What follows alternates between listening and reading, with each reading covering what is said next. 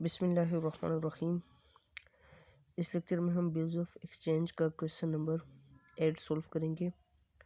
Question हमारे पास A sold goods to B for 50,000 and due on B a bill for the amount at 3 months। A endorse the bill to his creditor C. अच्छा, सबसे पहले देखते हैं कि ए ने बी पे गुड्स सेल की 50,000 रुपीज़ की और बी के नाम एक बिल्स ऑफ एक्सचेंज लिखा 3 months का। ठीक है, बी ने इस बिल को एक्सेप्ट किया और ए को रिटर्न कर दिया। अब बिल्स ऑफ एक्सचेंज है ए के पास। आगे क्वेश्चन में बताया गया है कि A endorse the bill to his creditor C. आगे ए ने ये बिल्स ऑफ एक्सचेंज सी को ट्रांसफ़र कर दिया जो इसका क्रेडिटर है। मतलब ए ने सी को पेमेंट करनी थी, तो ए ने पेमेंट की बजाय बिल्स ऑफ एक्सचेंज सी को दे दिया कि 3 months बाद आप बी से 50,000 रुपीज़ ले लेना। ठीक है, C endorse it to his creditor D.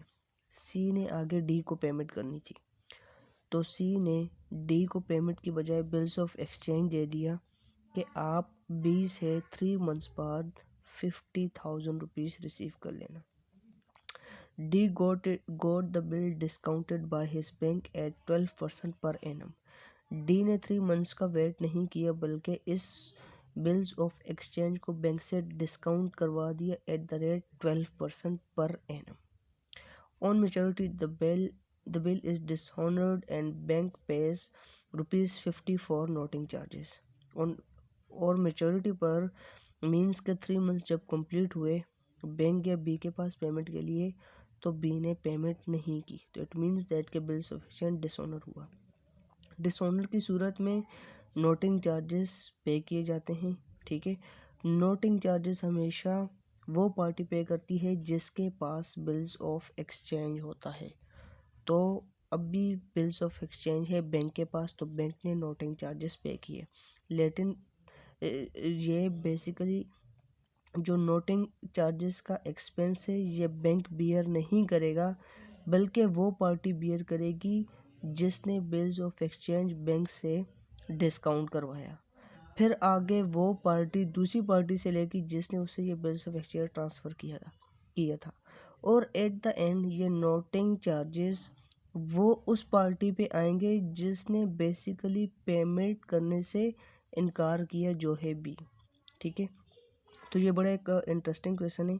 इसको हम देखते हैं कि किस तरह से हमने इसको सॉल्व करना है। हमें यहाँ पर रिक्वायरमेंट में बताया गया है कि pass the entries in the books of A B C D and back.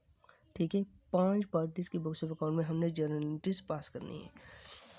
चलते हैं यहाँ पर क्वेश्चन की तरफ।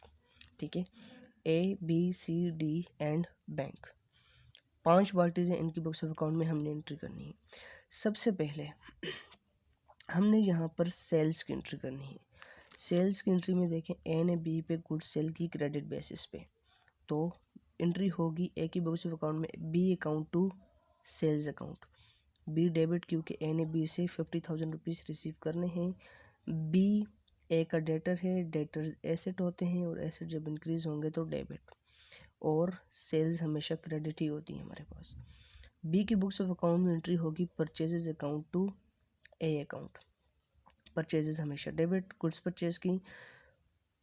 ए को क्रेडिट इसलिए किया क्योंकि बी ने ए को पेमेंट करनी है, ए बी की लाइबिलिटी है। लाइबिलिटीज जब भी इंक्रीज होती हैं तो हमेशा क्रेडिट होती हैं।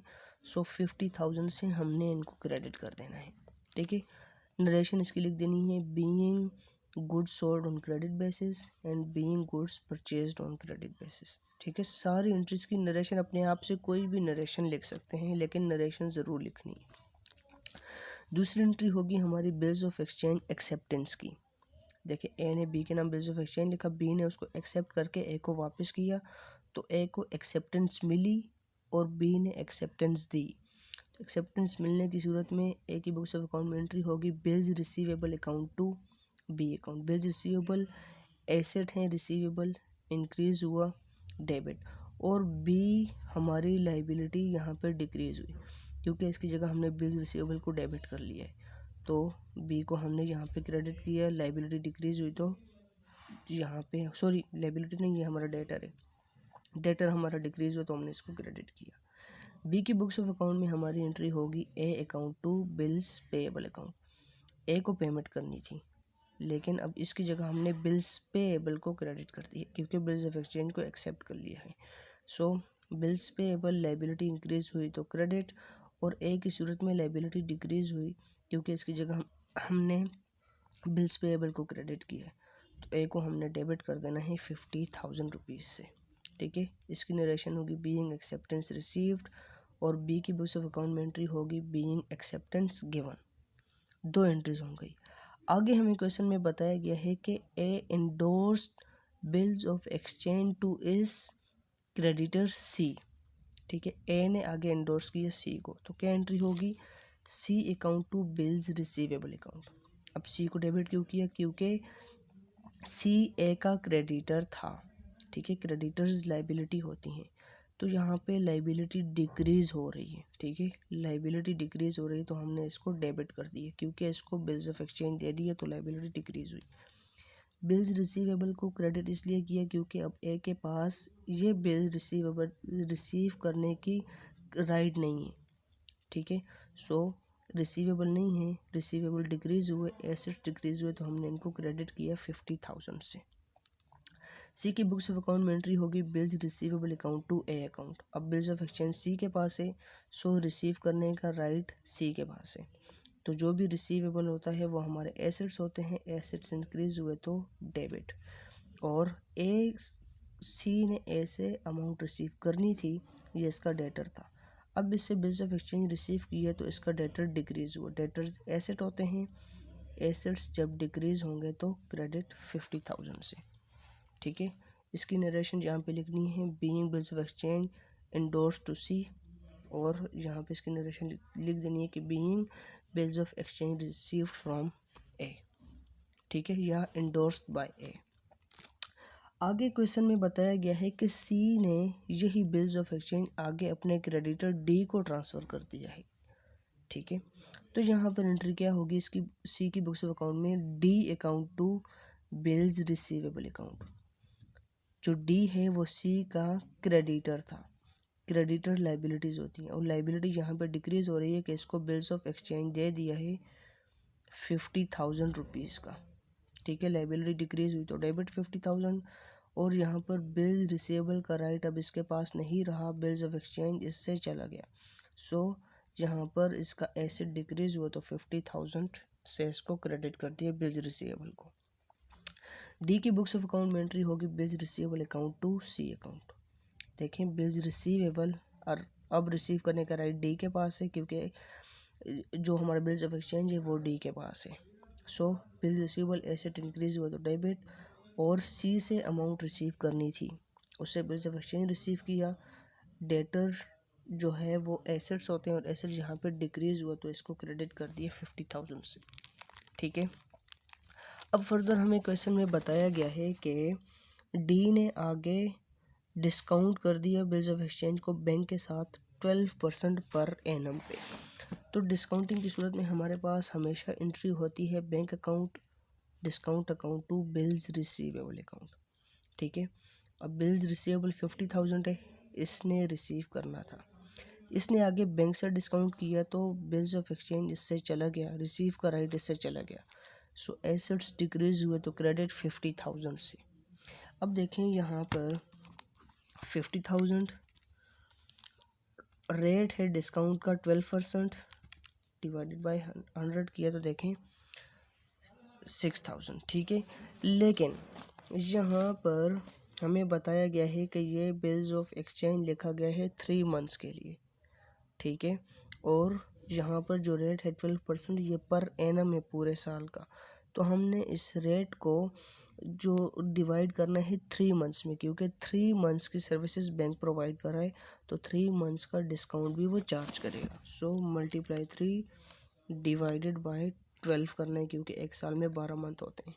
तो हमारे पास डिस्काउंट की अमाउंट है 1500।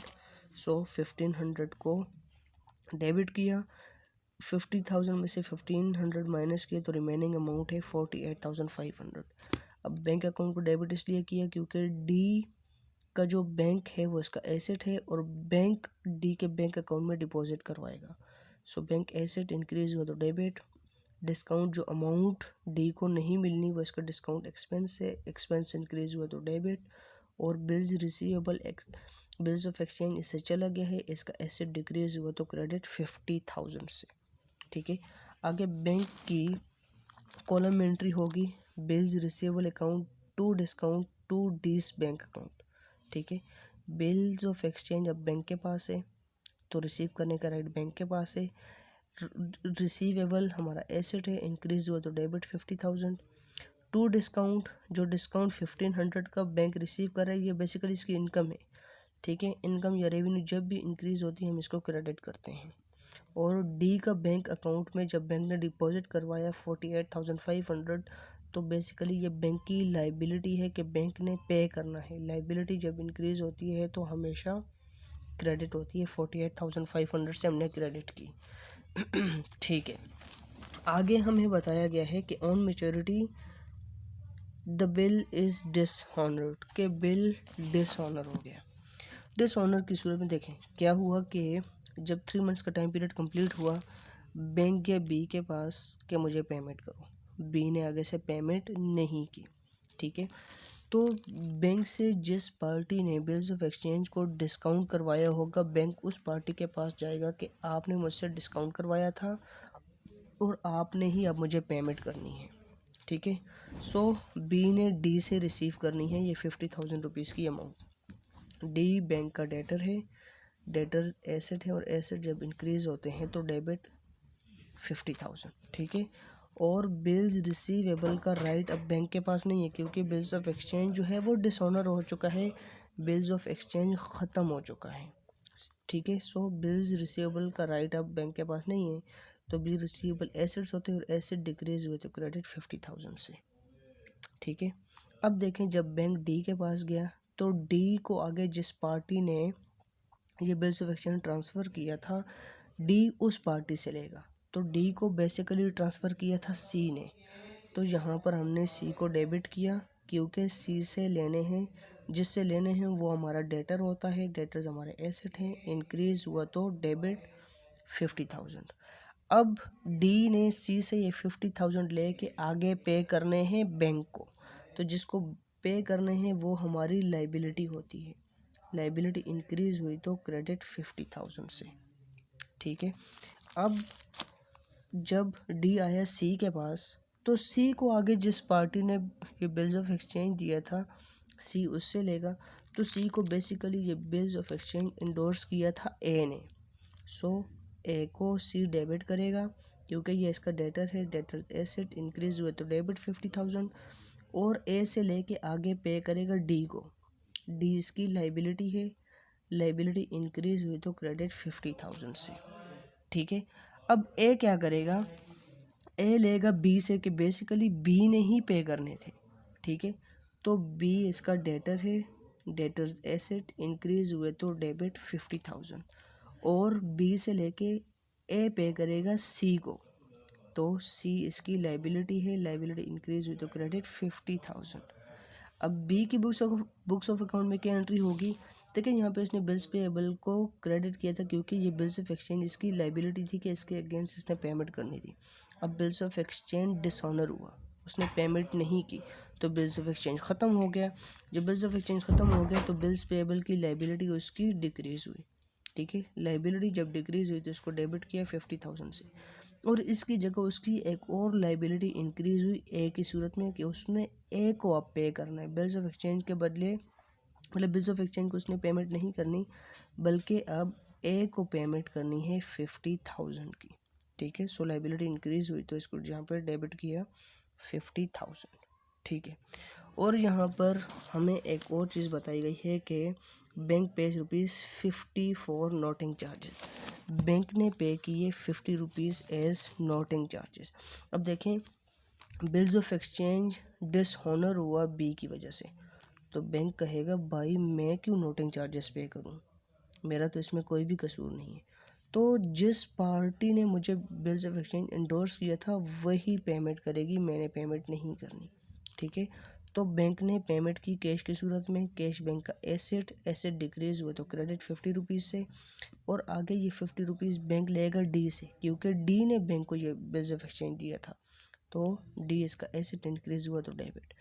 बेसिकली यहाँ पर हमने डिसऑनर की सूरत में या किसी भी पार्टी से कोई अमाउंट रिसीव करनी हो या देनी, तो हमने ये माइंड में रखना है कि जिससे लेना है उसको डेबिट, जिसको देने हैं उसको क्रेडिट। डी से बैंक ने लेने हैं तो डी को डेबिट किया, और कैश की सूरत में पे किया तो कैश उसका एसेट डिक्रीज हुआ तो क्रेडिट। अब डी ने आगे सी से लेने हैं, क्योंकि सी ने डी को ये बिल्स ऑफ एक्सचेंज दिया था। सी अकाउंट टू बैंक को पे करने हैं डी ने सी से लेके, तो C account to bank account, ठीक है, 50 रुपीज़ 50 रुपीज़। सी को ये बिल्स ऑफ एक्सचेंज दिया था ए ने, तो बेसिकली सी जाएगा ए के पास के 50 रुपीज़ आपने मुझे देने, ठीक है, और पे करेगा बी को, तो A account to sorry D को पे करेगा, A account to D account 50 rupees. A ने क्या करना है कि बेसिकली लेने हैं बी से, कि इसे कहेगा तुमने पेमेंट नहीं की, तुमने बिल्स ऑफ एक्सचेंज को डिसऑनर किया, तो बेसिकली ये पेमेंट तुमने ही करनी है। सो बी से लेगा, बी अकाउंट टू आगे पे करेगा सी को, C account 50 rupees debit and credit. B की बुक्स ऑफ अकाउंट में एंट्री होगी noting charges account to A account. Noting charges basically B का एक्सपेंस है, एक्सपेंस इंक्रीज हुआ 50 रुपीज़ की सूरत में तो डेबिट, और ए को पे करना है, ए इसकी लाइबिलिटी है, इंक्रीज हुई तो क्रेडिट 50 रुपीज़ से, ठीक है। तो यहाँ पर हमारे पास क्वेश्चन नंबर 8 जो एक बहुत ही इंटरेस्टिंग क्वेश्चन था कंप्लीट हुआ।